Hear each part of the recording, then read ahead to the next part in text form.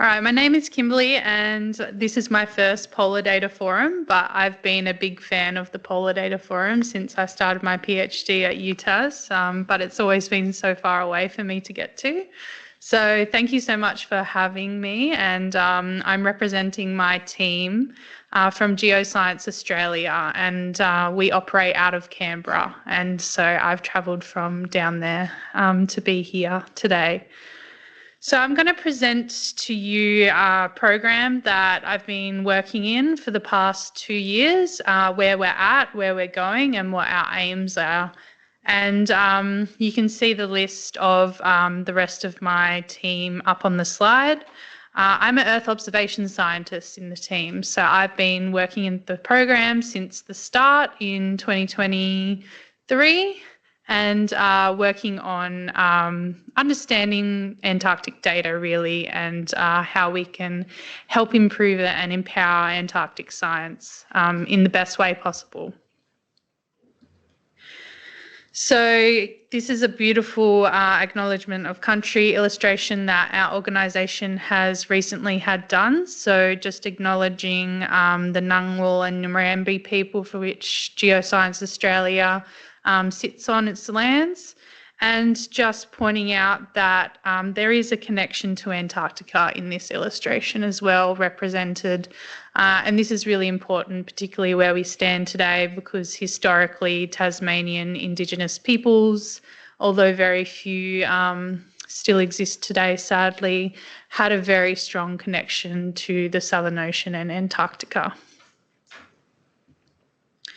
So the vision for Digital Earth Antarctica, which is the program which I work with, some people in this room may know it by potentially its predecessors or acronyms such as IceCube.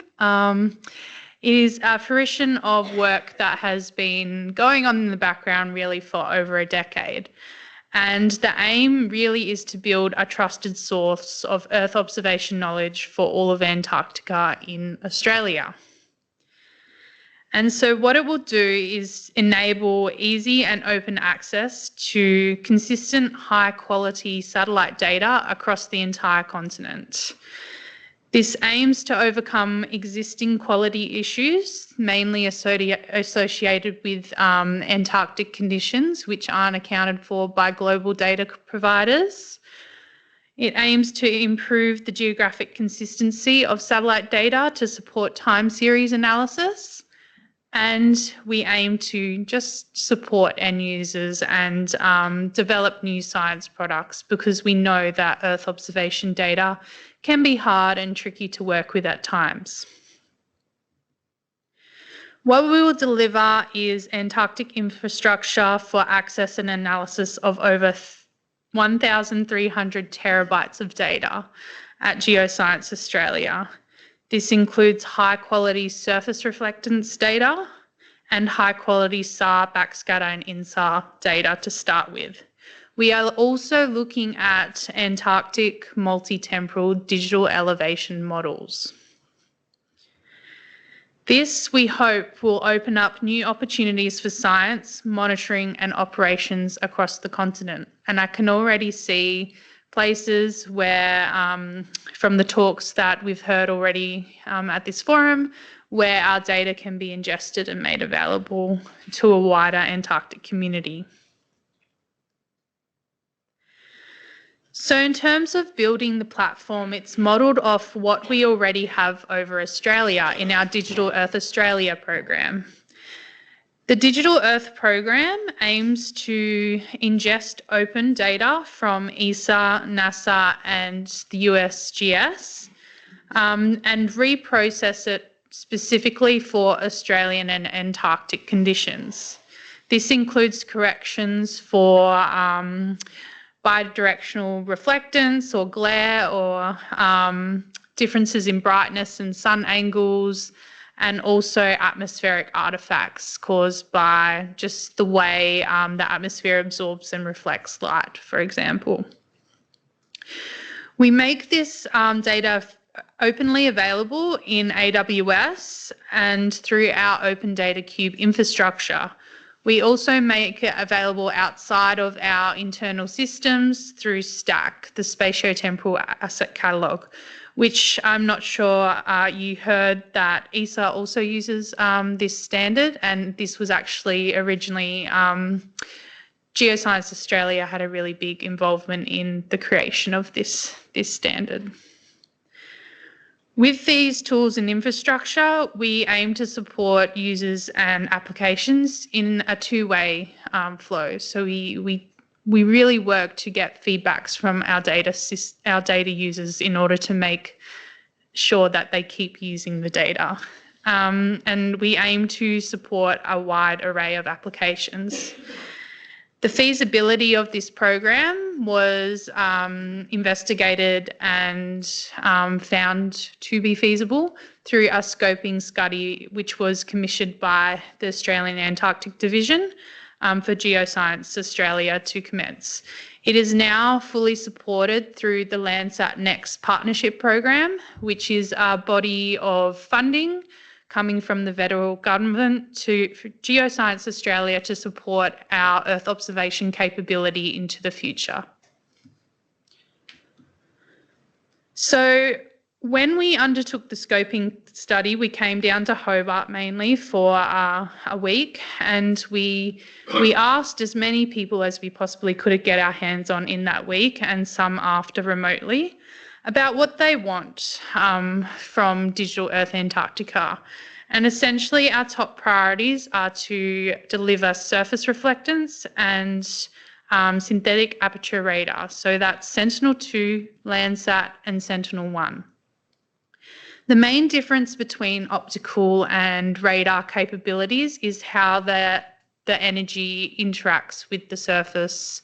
So optical sensors are passive and they essentially just measure the light reflected from the Earth. SAR sensors are active and they fire microwaves at the Earth, which interact with the ground and tell us a bit more about the structure and properties of the surface. And one really great thing about SAR is it can see through clouds and polar darkness, which obviously is really important for Antarctica. So in order to unlock products from across the continent, this is the coverage that we're going to be delivering to start with. So Landsat and Sentinel-2 have pretty good coverage around the continent and the coasts. And over sea ice, we have the extra wide mode of Sentinel-1, and the interferometric wide is a high resolution mode which only captures data around the coasts and Heard Island. Some of the applications we can support with these two capabilities are things like detecting penguin colonies, characterising the surface of Antarctica, crevasse detection to support operations and logistics, sea ice navigation and ship navigation, and ice shelf tracking, sea ice in general, and ice velocity and superglacial lakes. So the delivery of this infrastructure, like I said, is through Open Data Cube. We have implementation of our Digital Earth Australia maps that has been built, and we will be making data available through this. DA Maps enables users who can't really manipulate raster data themselves to do a very coarse time series analysis in the data portal. So they can query multiple data sets through time and construct some easy visualizations and comparing products using a split screen. We are also doing work on how supporting polar projections through the STAC API. Currently, we have implemented 3031 support in the STAC and Open Data Cube infrastructure. We still are having issues around the anti-meridian, where at the moment we have to put two queries in on either side of the anti-meridian and then stitch it back together. If anyone knows of any other solutions or workarounds for working with stack in Antarctica, please come talk to me. So in terms of delivering our surface reflectance, we're using our existing pipeline and processing methods that we have at Geoscience Australia, and this involves producing a consistent georeferenced data set, so where pixels are aligned to a subpixel accuracy through time. Correcting for the Antarctic atmosphere, this is just a snapshot of one of the Landsat images over Antarctica. Currently there are a lot of fluorescence kind of artifacts that are not the aurora in there that we hope will be corrected using our new pipeline. The correction for illumination effects and working on improved cloud masking. We hope that this will improve the consistency of the existing Landsat products through time and Sentinel-2, although Sentinel-2 is at the moment pretty good, and also space. So this is just a area in Lima. As you can see, we have different BRDF kind of effects that aren't corrected. What we have been working on delivering first is our IW backscatter capability. So we've been working with the Jet Propulsion Laboratory and NASA to implement their software that they're using for the new SAR mission called NISAR. And this mission has just been launched. So we're delivering a 20-metre resolution product, which has static layers to support gamma naught, beta naught, and sigma naught, and I'll talk a little bit more about those to enable the user to work with whichever data stream that they want to. We're having user-controlled speckle filtering as a post-processing method, and we're processing the full Sentinel-1 archive. We have gotten compliance with international CEOS standards, and our data product can be found on the CEOS webpage. We are also starting to develop the EW backscatter pipeline, aiming to have that delivered in the next 12 months. That will be delivered at a 40-metre resolution, and we're also working to enable INSAR. So one thing over Antarctica that we're really aware of is Antarctica moves, and this causes issues in SAR backscatter. And this is historically why Antarctica has really been left out of global processing efforts for SAR backscatter. We are tackling this by enabling what we call static layers, which enables users to use either corrected backscatter or uncorrected backscatter, or an alternatively corrected backscatter, depending on their application. The DEM artifacts can introduce artificial crevasses in the imagery, which obviously isn't what you want if you're trying to detect crevasses. Our data product is currently being produced, and we already have quite a number of data available. And you can see with this code on the left, we are able to very easily create a really nice visualization with our data today. Another way we're trying to explore to minimise artefacts is the delivery of a multi-temporal DEM with the Polar Geospatial Centre at the University of Minnesota. This is our first pilot product that you can see, and it's pretty exciting because it has so many science applications in its own right, as well as improving data quality over Antarctic regions that are subject to variable change. We also have been working with scientists, like I mentioned, to really collaborate closely together, and we're using the case study of Alex Fraser, who is developing a continental-scale fast ice algorithm. With our products, he's really starting to able to do this quite easily, and we support him through fortnightly meetings. And the initial products are looking really well, and it's looking like it's going to be quite robust over time. And space. So and it's going to also work across different modes, which is really exciting. So we shouldn't be too far off seeing these first continental scale maps. And hopefully that can help us understand and protect things like penguin colonies who make their homes on the fast ice. So yeah, that's the end of our talk. If you want to test our product, please use the QR code and fill out the form, and we'll talk to you. Either the data is already there that you're interested in, or we may process the data for you before our release, hopefully in March 2026. Thank you.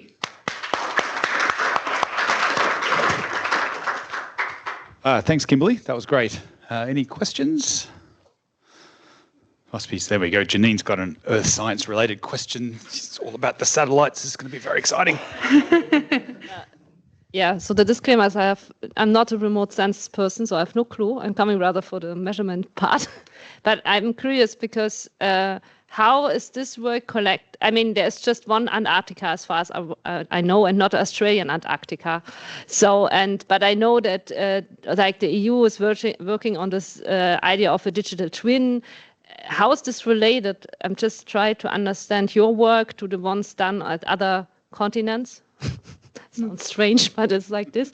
No, is there also a pool where you got all the stuff done one day together, so those who are less being in this topic but wants to use the output have compiled informations like we try with the data portals or the metadata portals? So how this is related to Digital Earth, for instance, of the European Commission?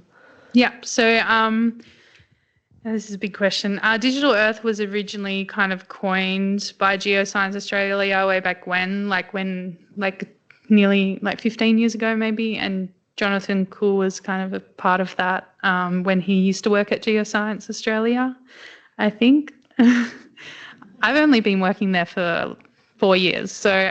He definitely worked there, it's true. Yeah.